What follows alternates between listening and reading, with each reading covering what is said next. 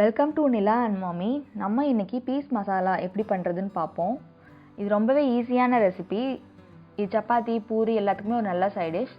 இதுக்கு நான் ஃபஸ்ட்டு ஒரு ஆனியன் கேஷ்யூ பேஸ்ட் ரெடி பண்ணிக்க போகிறேன். அதுக்கு ஒரு பேனில் 1 டேபிள் ஸ்பூன் ஆயில் ஆட் பண்ணிக்காங்க. கூடவே 2 பெரிய வெங்காயம் இது மாதிரி நறுக்கிட்டு சேர்த்துக்காங்க.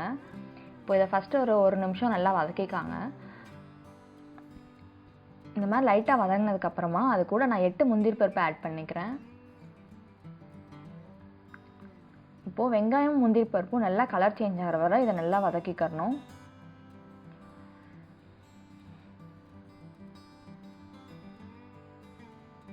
இந்த மாதிரி நல்லா கலர் சேஞ்ச் ஆனதுக்கப்புறம் நம்ம ஸ்டவ் ஆஃப் பண்ணிவிட்டு இதை ஹீட் ஆற வச்சிடணும். ஹீட் ஃபுல்லாக ஆறினதுக்கப்புறமா ஒரு மிக்சர் ஜாருக்கு ட்ரான்ஸ்ஃபர் பண்ணிவிட்டு அதை ஒரு பேஸ்ட் மாதிரி அரைச்சி எடுத்துக்காங்க.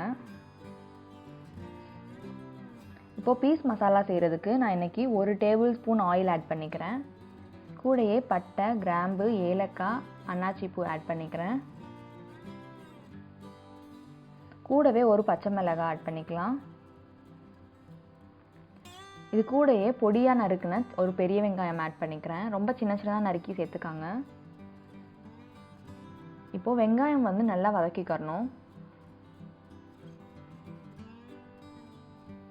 இந்த மாதிரி நல்லா வதங்கினதுக்கப்புறமா இது கூட நான் 2 டீஸ்பூன் இஞ்சி பூண்டு பேஸ்ட் ஆட் பண்ணிக்கிறேன். இப்போது இஞ்சி பூண்டு பேஸ்ட்டோட ரா ஸ்மெல் போகிற வரை இதை நல்லா வதக்கிக்காங்க.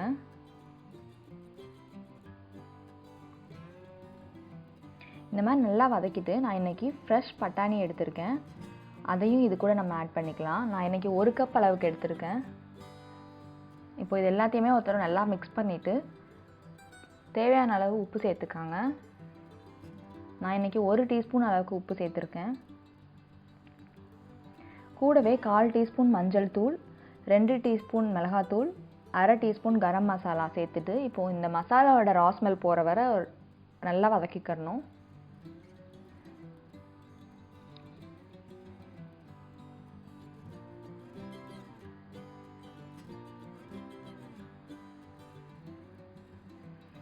இந்த மாதிரி நல்லா வதக்கிட்டு நான் 3 பெரிய சைஸ் தக்காளியை இந்த மாதிரி பேஸ்ட்டாக அரைச்சி எடுத்து வச்சுருக்கேன். அதையும் இது கூட ஆட் பண்ணிக்கிறேன். இது கூடயே 1/2 கப் தண்ணி ஆட் பண்ணிவிட்டு இதை நல்லா எல்லாத்தையுமே மிக்ஸ் பண்ணிடுங்க. எல்லாத்தையுமே இப்போ நல்லா கிண்டி விட்டுட்டு இதை மூடி வச்சுட்டு ஒரு 15 நிமிஷம் வேக வைக்கணும் மீடியம் ஹீட்டில் வச்சு. இப்போ 15 நிமிஷத்துக்கு அப்புறம் பட்டாணி எல்லாமே வெந்துருச்சு. இப்போது இது கூட நான் 1/2 டீஸ்பூன் சுகர் ஆட் பண்ணிக்கிறேன். சர்க்கரை எதுக்கு சேர்க்குறோன்னா டேஸ்ட் புளிப்பு எல்லாத்தையும் பேலன்ஸ் பண்ணுறதுக்காக. இப்போது நம்ம அரைச்சி எடுத்து வச்சுருக்கிற ஆனியன் கேஷ்யூ பேஸ்ட்டையும் இது கூட சேர்த்து நல்லா மிக்ஸ் பண்ணிடுங்க. இந்த மாதிரி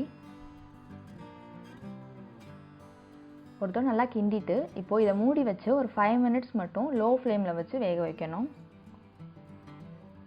அவ்வளோதான், நம்மளோட பீஸ் மசாலா ரெடி ஆயிடுச்சு. நான் இப்போ ஸ்டவ் ஆஃப் பண்ணிவிட்டு இதுக்கு மேலே கொஞ்சமாக கஸ்தூரி மேத்தி ஆட் பண்ணியிருக்கேன். நீங்களும் இதே மாதிரி ட்ரை பண்ணி பாருங்கள். ட்ரை பண்ணி பார்த்துட்டு எப்படி இருந்துச்சுன்னு கமெண்ட் பண்ணுங்கள். இந்த வீடியோ பிடிச்சிருந்துச்சுன்னா லைக் பண்ணுங்கள், ஷேர் பண்ணுங்கள், சப்ஸ்கிரைப் பண்ணுங்கள்.